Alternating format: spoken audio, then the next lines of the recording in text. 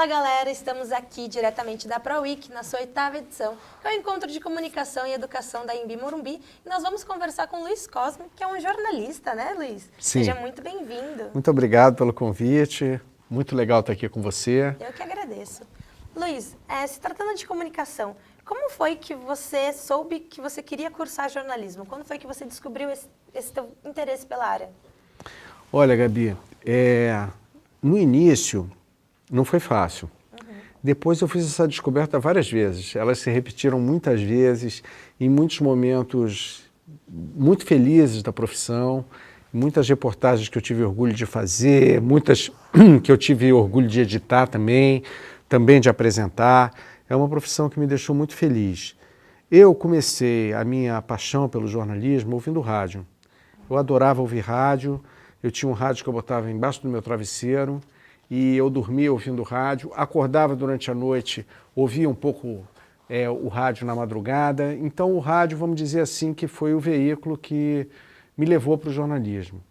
Mas as coisas, né, caminham às vezes por atalhos que a gente não conhece, e do rádio eu acabei indo para a televisão e é nessa atividade que eu estou até hoje, há muitos anos já, e é algo que me dá muito prazer, muita alegria de fazer, apesar das dificuldades, das frustrações que às vezes a gente tem, né? Porque o jornalista é sempre muito exigente, né? Sim. Se cobra muito, cobra dos outros e cobra de si também. Mas é isso, eu comecei pelo rádio. Como você mesmo já disse, na sua carreira você passou por muitas emissoras, né? Sim. E tanto que você foi parar na televisão. Você acredita que o telejornalismo, ele ainda vai crescer mais ainda? Olha, eu acho que o telejornalismo, ele reflete muito o momento que a gente passa, né? O que que vinha acontecendo? A televisão vinha diminuindo, vinha perdendo espectadores, ela vinha perdendo até importância por causa da concorrência da internet. Sim. Num determinado momento, o jornalismo começou a enfrentar uma crise e até se colocou, a palavra que eu uso exatamente essa, se colocou a culpa na internet, como se a internet estivesse prejudicando o jornalismo televisivo. Eu acho que não. Eu acho que a internet ajuda a televisão. Acho que a internet aumenta a curiosidade e supre, de certa forma, a necessidade de informação em determinados momentos da sociedade. Portanto, se a TV teve uma queda e o jornalismo também, isso não se deve à internet. Eu acho que se deve a uma fase complicada, ruim, que o jornalismo passou. E continua enfrentando. O jornalismo, eu acho que está sofrendo muito com a crise econômica e com uma crise, eu te diria até assim, meio existencial. O que eu quero dizer com isso? As pessoas começaram a duvidar muito do que elas liam. Elas começaram a ver uma reportagem e achar que aquela reportagem talvez não estivesse sendo tão verdadeira quanto deveria ser. Começaram a enxergar que o jornalismo não estava sendo tão imparcial quanto necessita ser.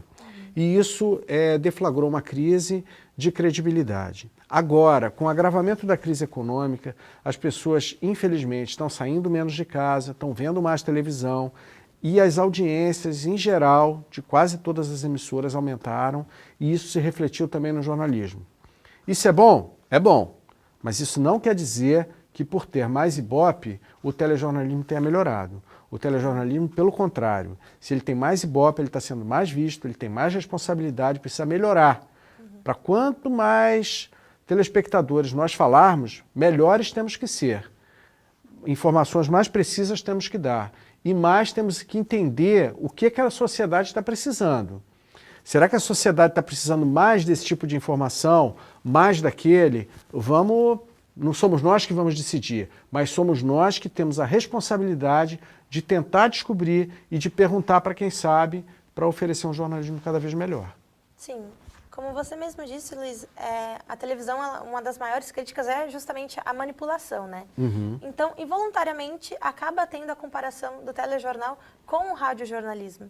Você concorda, você acredita que o radiojornal, ele se torna menos fácil de manipular, justamente por se tratar de notícias hard news, que não dá tempo de manipular, por se tratar direto com o ouvinte? Eu não acho, não. Você acha que ainda assim é passível de manipulação? Eu acho que a manipulação ela existe em todos os setores.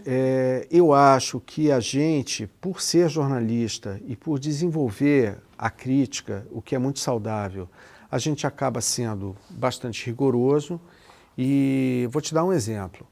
O Jornal Nacional, que eu já trabalhei, ele tem problemas? Tem muitos problemas, como qualquer telejornal tem. Sim. Alguns são fruto de decisões erradas que o comando toma, outros são fruto de acaso, de avaliações que todos nós podemos fazer.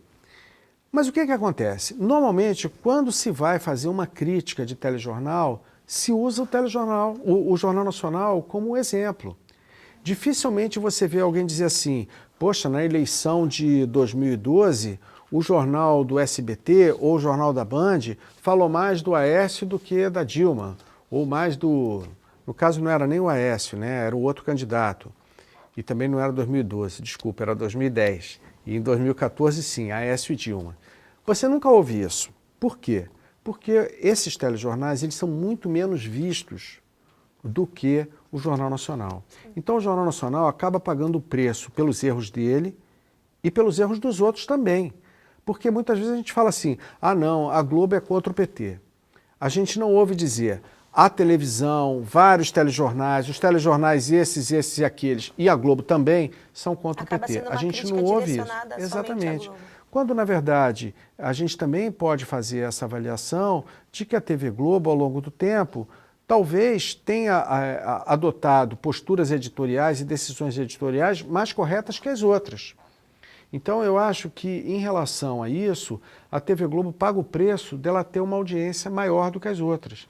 Então, possíveis erros ou discordâncias acabam ficando mais aparentes. E determinadas atitudes corretas, do ponto de vista editorial da TV Globo, muitas vezes não são valorizadas como deveriam. Em relação ao jornal de rádio, eu acho que não. Eu acho que quando existe a manipulação, muitas vezes essa decisão não é nem tomada por parte dos jornalistas, exatamente. Não do veículo que ele trabalha. Exatamente, que são empresas que têm, às vezes, decisões tomadas não pelo departamento de jornalismo, mas vamos dizer, de uma forma figurativa, pelo andar de cima, e às vezes isso nem é percebido ali na redação.